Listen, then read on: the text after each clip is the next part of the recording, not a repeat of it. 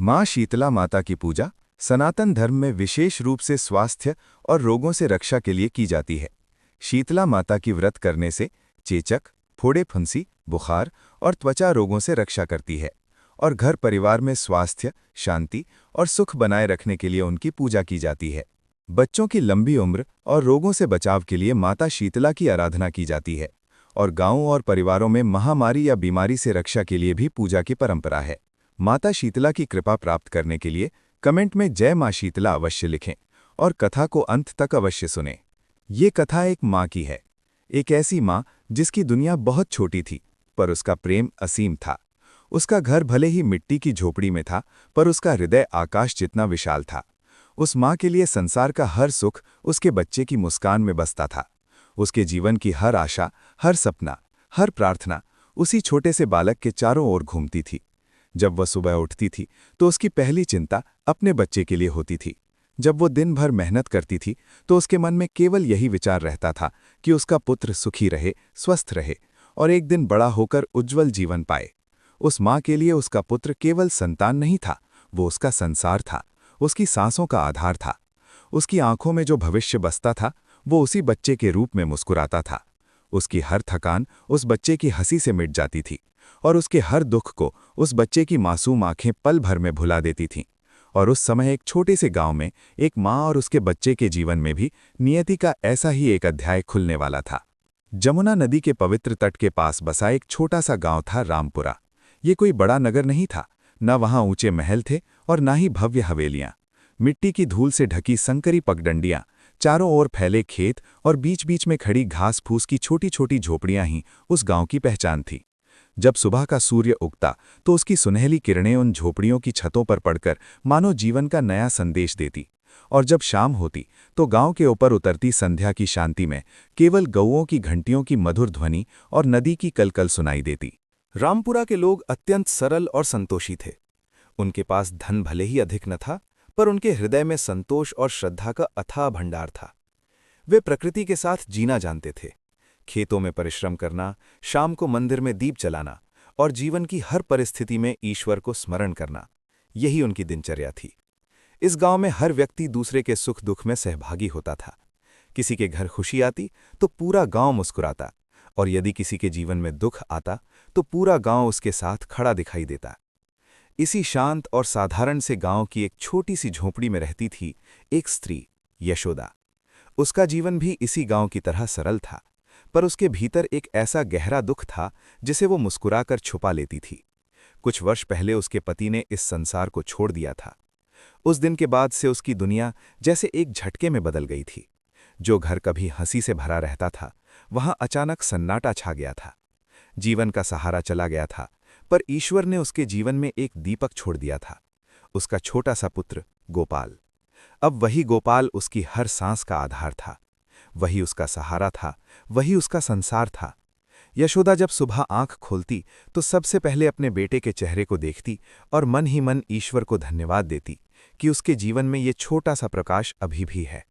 उसने अपने सारे दुखों को भुलाकर अपने बेटे के लिए जीने का संकल्प कर लिया था। गोपाल उस समय केवल 5-6 वर्ष का था। उसका छोटा सा चेहरा हमेशा एक मधुर मुस्कान से खिला रहता था। उसकी आंखों में ऐसी मासूम चमक थी कि जो भी उसे देखता उसके चेहरे पर अनायास ही मुस्कान आ जाती। वो पूरे गांव में मानो खुशियों की एक छोटी सी किरण था। दिन भर वो अपने मित्रों के साथ खेलता, कभी मिट्टी के खिलौने बनाता, कभी नदी किनारे दौड़ता और कभी पेड़ों के नीचे बैठकर हंसी मजाक करता। उसकी बाल सुलभ हंसी पूरे गांव में गूंजती थी।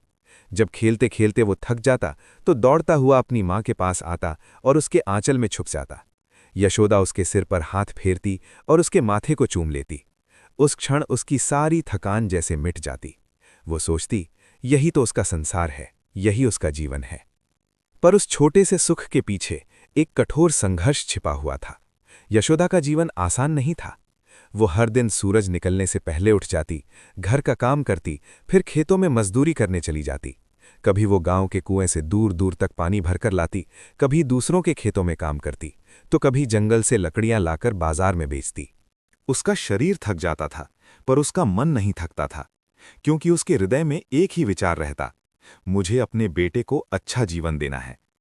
जब शाम को वो थकी हुई घर लौटती और गोपाल को खेलते हुए देखती तो उसकी सारी पीड़ा मानो पल भर में दूर हो जाती।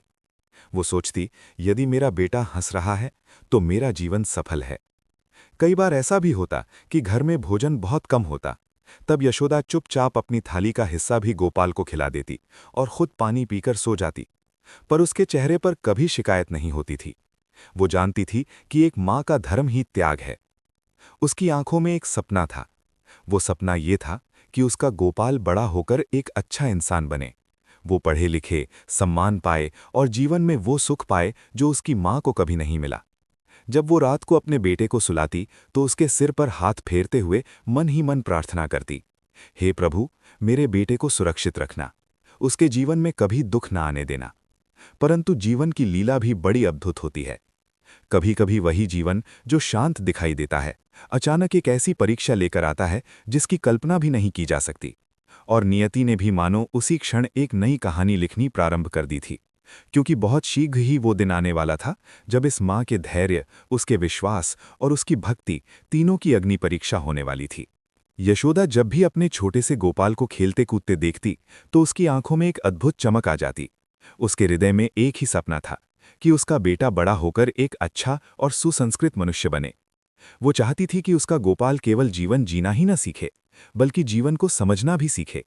वो अक्सर अपने बेटे को समझाती, मेरे लाल, जीवन में सच्चाई से बड़ा कोई धन नहीं होता और दया से बड़ा कोई आभूषण नहीं होता।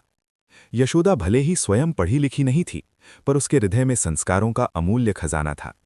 रात के शांत क्षणों में जब वो गोपाल को अपनी गोद में सुलाती तो उसके सिर पर हाथ फेरते हुए मन ही मन कई सपने देखती। वो सोचती, एक दिन मेरा बेटा बड़ा होगा, लोगों की सेवा करेगा और अपने कर्मों से पूरे गांव का नाम रोशन करेगा। वो कल्पना करती कि एक दिन गोपाल पढ़ेगा लिखेगा, ज्ञान प्राप्त करेगा और उसके जीवन में वो उजाला आएगा जिसकी कमी यशोदा ने अपने जीवन में महसूस की थी। माँ का हृदय ऐसा ही होता है। वो अपने बच्चे के भविष्य को लेकर अनगिनत सपने देखता है। उन सपनों में त्याग होता है, आशा होती है और एक गहरा विश्वास भी होता है कि ईश्वर उसकी संतान की रक्षा अवश्य करेगा। यशोदा भी उसी विश्वास के सहारे अपना जीवन जी रही थी। उसे लगता था कि यदि उसका बेटा सुरक्षित है तो संसार का कोई भी दुख उसे तोड़ नहीं सकता। परंतु कभी कभी जीवन की धारा अचानक ऐसा मोड़ ले लेती है जहां मनुष्य के सारे सपने एक पल के लिए ठहर जाते हैं। एक दिन दोपहर का समय था। सूर्य आकाश में तेज चमक रहा था और गांव के बच्चे हमेशा की तरह खुले मैदान में खेल रहे थे। गोपाल भी अपने मित्रों के साथ हंसते खेलते दौड़ रहा था। कभी वो मिट्टी के ढेले से खेल बनाता, कभी किसी पेड़ की छाया में बैठकर हंसी मजाक करता। उसके चेहरे पर वही मासूम मुस्कान थी जो हर दिन यशोदा के जीवन में प्रकाश भर देती थी। पर अचानक कुछ ऐसा हुआ जिसकी किसी ने कल्पना भी नहीं की थी। खेलते खेलते अचानक गोपाल लड़खड़ाया और अगले ही क्षण वो जमीन पर गिर पड़ा। पहले तो उसके साथ खेल रहे बच्चों को लगा कि शायद वो थक गया है या मजाक कर रहा है, पर जब उन्होंने देखा कि गोपाल उठ नहीं पा रहा है तो उनके चेहरे पर भय उतर आया। किसी ने दौड़कर यशोदा को आवाज दी, काकी जल्दी आओ, गोपाल गिर गया है। ये सुनते ही यशोदा का हृदय जैसे धड़कना भूल गया। वो घबराकर बाहर दौड़ी। जब वो वहां पहुंची तो उसने देखा कि उसका छोटा सा बेटा जमीन पर पड़ा हुआ है और उसका शरीर तेज बुखार से तप रहा है। यशोदा ने तुरंत उसे अपनी गोद में उठा लिया। जैसे ही उसने गोपाल का माथा छुआ, उसका हृदय कांप उठा। उसका बदन मानो आग की तरह जल रहा था। कुछ ही क्षणों में उसके छोटे से शरीर पर लाल लाल दाने उभरने लगे। ये दृश्य देखकर यशोदा की सांसें तेज हो गईं। गोपाल, मेरे लाल, क्या हुआ मेरे बच्चे को? उसकी आवाज कांप रही थी। गोपाल दर्द से कराह रहा था। उसकी आंखों की चमक धीरे धीरे फीकी पड़ने लगी थी। वो अपनी माँ से लिपट गया, मानो उस दर्द से बचने के लिए माँ के आंचल में छिप जाना चाहता हो।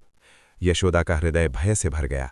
अभी कुछ ही समय पहले जो बच्चा हंसते खेलते दौड़ रहा था, वही अब उसकी गोद में असहाय पड़ा था। उसकी सांसें तेज हो रही थीं और शरीर बुखार से जल रहा था। माँ का हृदय ऐसी स्थिति में धैर्य नहीं रख पाता। यशोदा तुरंत गोपाल को गोद में लेकर गांव की सबसे अनुभवी महिला के पास भागी, दादी जमुना। दादी जमुना गांव की बुजुर्ग और अनुभवी स्त्री थीं।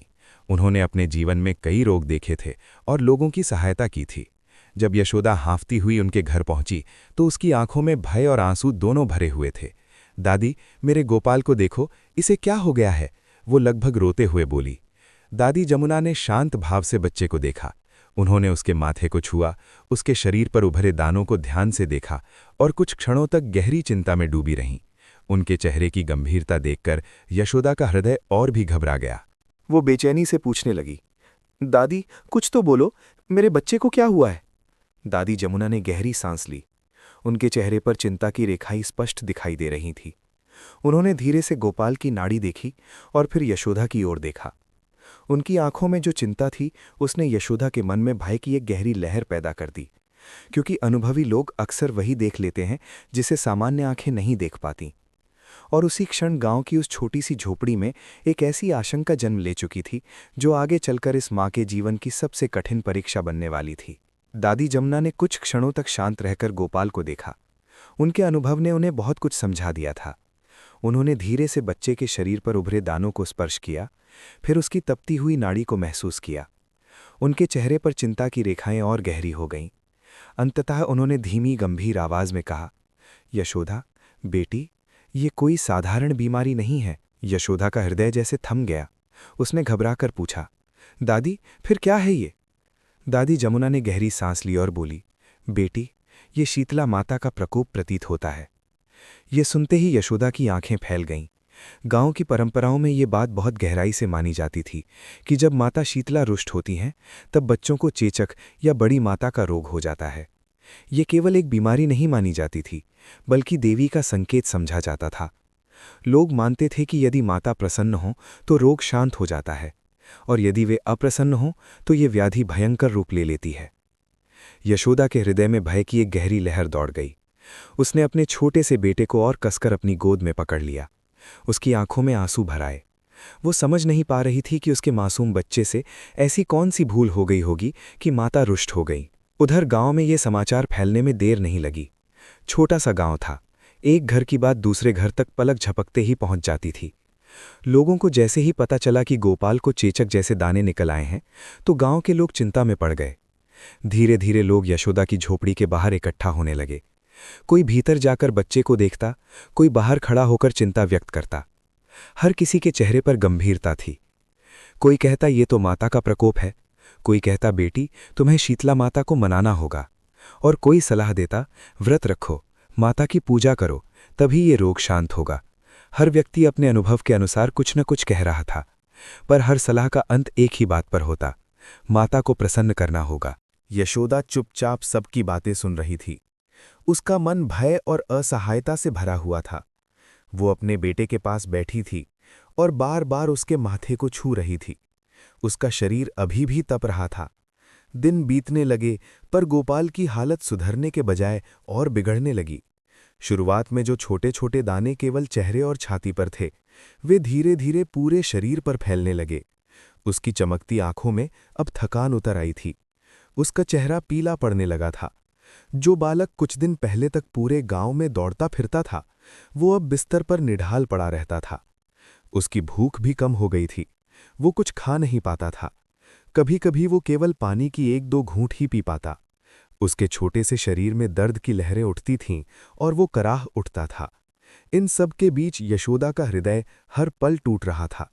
रात दिन वो अपने बेटे के पास बैठी रहती, कभी उसके माथे पर ठंडा कपड़ा रखती, कभी उसके बालों को सहलाती, पर वो जानती थी कि ये पीड़ा केवल शरीर की नहीं है, ये एक ऐसी परीक्षा है जिसमें एक माँ की श्रद्धा भी परखी जा रही है। कभी कभी दर्द से तड़पते हुए गोपाल धीरे से अपनी माँ को पुकारता, माँ। उसकी वो कमजोर आवाज सुनकर यशोदा तुरंत उसके पास झुक जाती। हाँ मेरे लाल, बोल, क्या चाहिए? गोपाल धीमी आवाज में कहता, माँ, मेरा बदन बहुत जल रहा है। ये सुनकर यशोदा का हृदय जैसे किसी ने कस कर पकड़ लिया हो।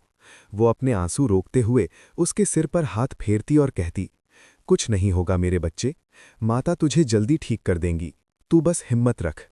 कभी गोपाल उसका हाथ पकड़ लेता और धीरे से कहता, माँ, तू यहीं बैठना, कहीं मत जाना।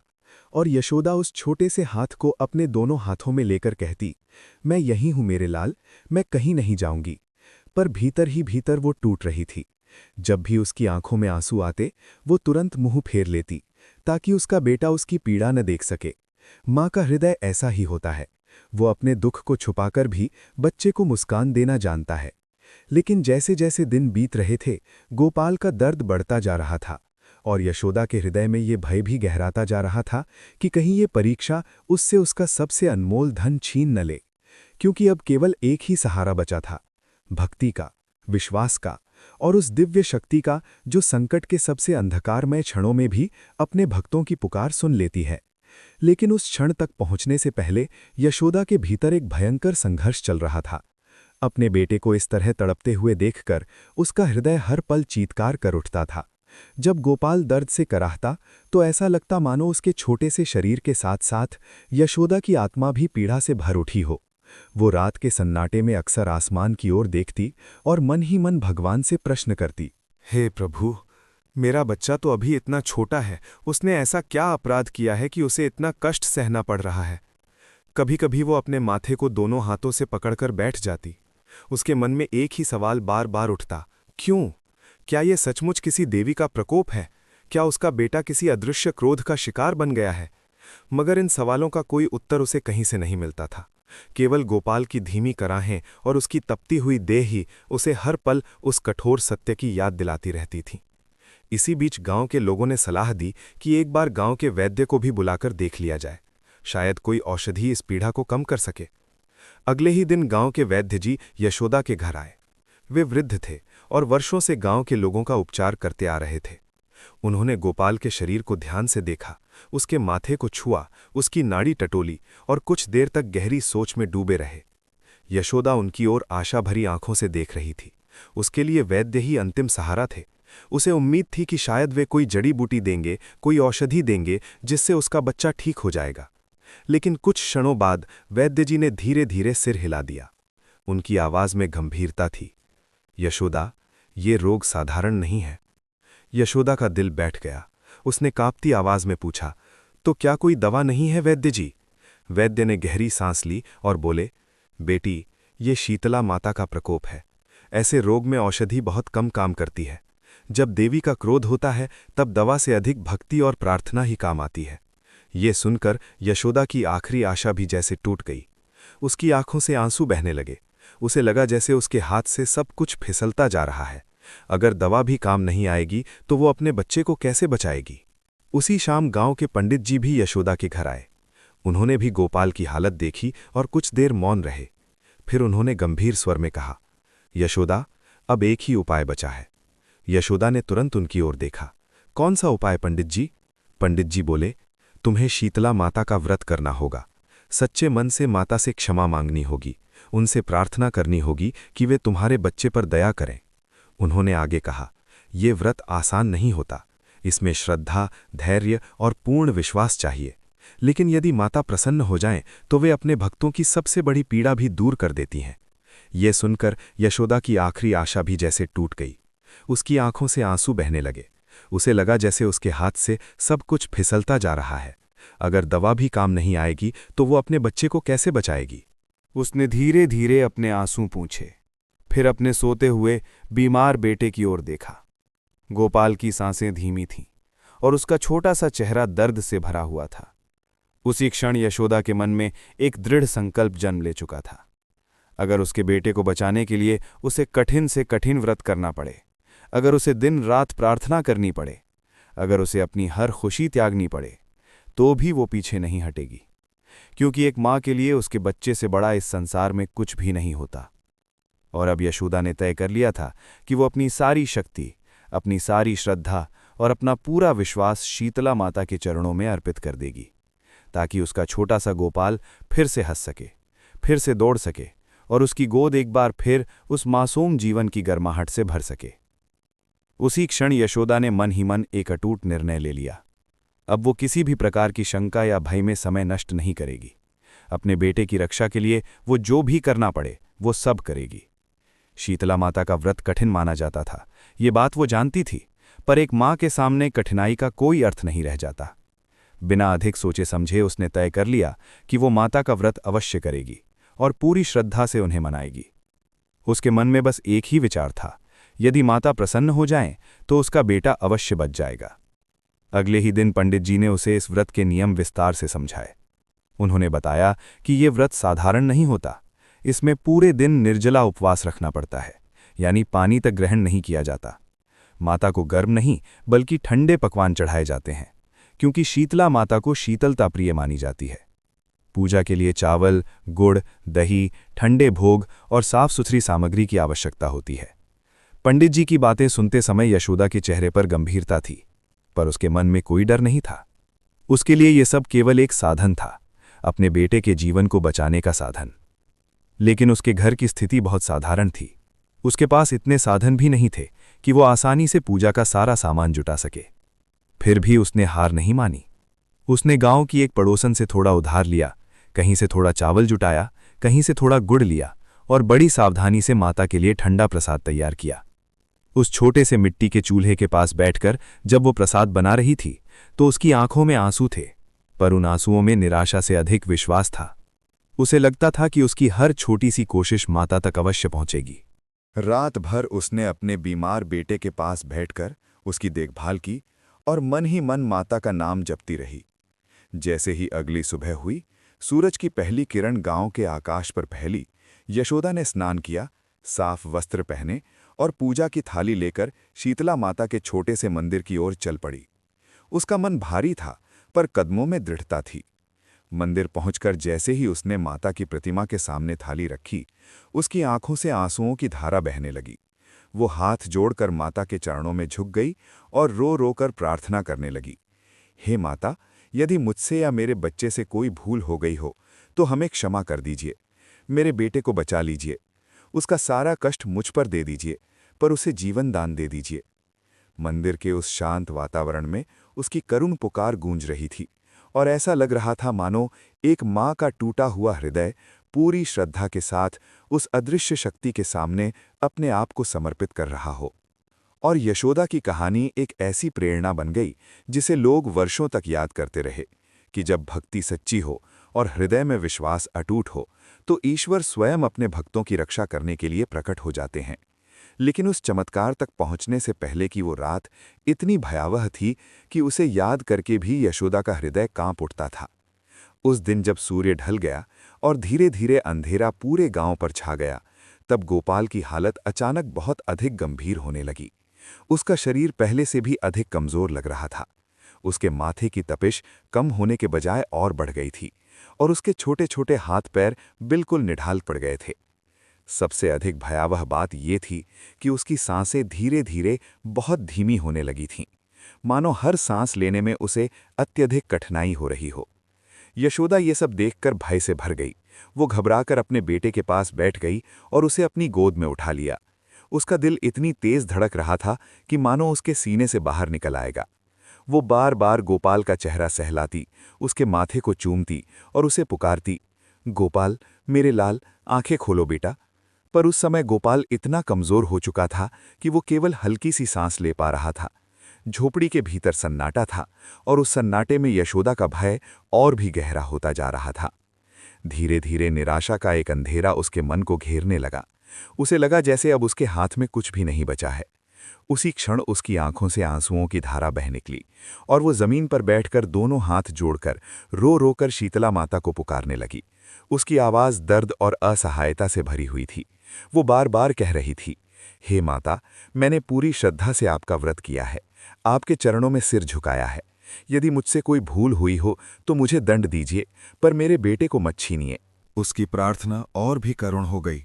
उसने कांपती आवाज में कहा, माता, यदि मेरा गोपाल नहीं बचा तो मैं भी इस जीवन को नहीं चाहूंगी। मैं भी अपने प्राण त्याग दूंगी, क्योंकि उसके बिना मेरा संसार ही समाप्त हो जाएगा।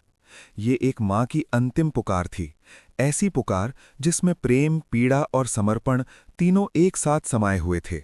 और तभी, जैसे उसकी करुण पुकार ने किसी अदृश्य लोक को स्पर्श कर लिया हो, अचानक उस छोटी सी झोंपड़ी के भीतर एक अद्भुत परिवर्तन हुआ। पहले जहां गहरा अंधेरा था, वहां अचानक एक कोमल और उज्ज्वल प्रकाश फैलने लगा। वो प्रकाश साधारण दीपक की रोशनी जैसा नहीं था, बल्कि अत्यंत शांत, दिव्य और पवित्र था। देखते ही देखते वो उजाला पूरे कमरे में फैल गया। यशोदा ने आश्चर्य से इधर-उधर देखा। उसके आंसू थम गए और उसकी आंखें उस दिव्य प्रकाश को निहारने लगीं। धीरे धीरे उस उजाले के मध्य एक दिव्य आकृति स्पष्ट होने लगी। कुछ ही क्षणों में वो समझ गई कि उसके सामने स्वयं शीतला माता प्रकट हो चुकी हैं। उनका रूप अत्यंत तेजस्वी और करुणामयी था। उन्हें देखते ही यशोदा तुरंत जमीन पर झुक गई और रोते हुए उनके चरणों में सिर रख दिया। माता ने स्नेह भरी दृष्टि से यशोदा को देखा। उनकी आंखों में करुणा थी, जैसे वो उस माँ की पीड़ा को भली भांति समझ रही हों। उन्होंने शांत स्वर में कहा कि सच्ची भक्ति कभी व्यर्थ नहीं जाती और एक माँ का निष्कपट प्रेम देवताओं को भी पिघला देता है। यशोदा का त्याग और उसका अटूट विश्वास उन्हें अत्यंत प्रिय लगा है। इतना कहकर माता धीरे धीरे गोपाल के पास गईं। उस समय वह बालक अपनी माँ की गोद में निढाल पड़ा हुआ था। माता ने अपने दिव्य हाथ से उसके माथे को हल्के से स्पर्श किया। जैसे ही उनका स्पर्श हुआ, झोपड़ी में फैला हुआ प्रकाश और भी उज्जवल हो गया। उसी क्षण ऐसा प्रतीत हुआ मानो गोपाल के शरीर से सारी पीड़ा और रोग धीरे धीरे दूर हो रहे हों। उसकी सांसें, जो अब तक धीमी और कमजोर थीं, अचानक सामान्य होने लगीं। उसके चेहरे की पीली पड़ चुकी आभा में फिर से जीवन की चमक लौट आई। कुछ ही क्षणों में वो भयानक रोग, जिसने कई दिनों से उसे कष्ट दिया था, पूरी तरह समाप्त हो गया। माता ने यशोदा को आशीर्वाद दिया और धीरे धीरे वो दिव्य प्रकाश उसी प्रकार शांत होकर लुप्त हो गया। झोपड़ी फिर से पहले की तरह शांत हो गई, पर यशोदा जान चुकी थी कि अभी अभी एक महान चमत्कार घटित हुआ है। वो अपने बेटे को सीने से लगाकर देर तक रोती रही, इस बार दुख से नहीं बल्कि कृतज्ञता और राहत के आंसुओं से। धीरे धीरे रात बीत गई और सुबह का उजाला फैलने लगा। जब सूरज की पहली किरण झोपड़ी के भीतर आई, तब यशोदा ने आश्चर्य से देखा कि गोपाल पूरी तरह बदल चुका था। उसका चेहरा स्वस्थ और प्रसन्न दिखाई दे रहा था। कुछ ही देर में वो उठकर बैठ गया और अपनी माँ की ओर देखकर मुस्कुराने लगा। उसके शरीर पर बीमारी के कोई चिन्ह लगभग शेष नहीं थे। थोड़ी ही देर में वो आंगन में जाकर पहले की तरह खेलने कूदने लगा, मानो वो कभी बीमार ही नहीं हुआ था। ये दृश्य देखकर यशोदा की खुशी का ठिकाना नहीं रहा। उसने तुरंत हाथ जोड़कर आकाश की ओर देखा और शीतला माता को बार बार धन्यवाद देने लगी। जब गांव वालों को ये समाचार मिला तो वे आश्चर्य से भर उठे। जो बच्चा पिछली रात मृत्यु के द्वार पर खड़ा था, वो आज स्वस्थ होकर खेल रहा था। लोग एक एक करके यशोदा के घर आने लगे और हर कोई यही कहता, ये माता का चमत्कार है। धीरे धीरे ये बात पूरे गांव में फैल गई कि शीतला माता ने स्वयं प्रकट होकर एक माँ की सच्ची भक्ति से प्रसन्न होकर उसके बेटे को जीवन दान दिया है। गांव के मंदिर में भजन और आरती होने लगी। लोग यशोदा की श्रद्धा और उसके अटूट विश्वास की चर्चा करने लगे। उस दिन के बाद से गांव के लोगों के मन में शीतला माता के प्रति श्रद्धा और भी गहरी हो गई और उनकी महिमा का गुणगान दूर दूर तक फैलने लगा। शीतला माता की जय।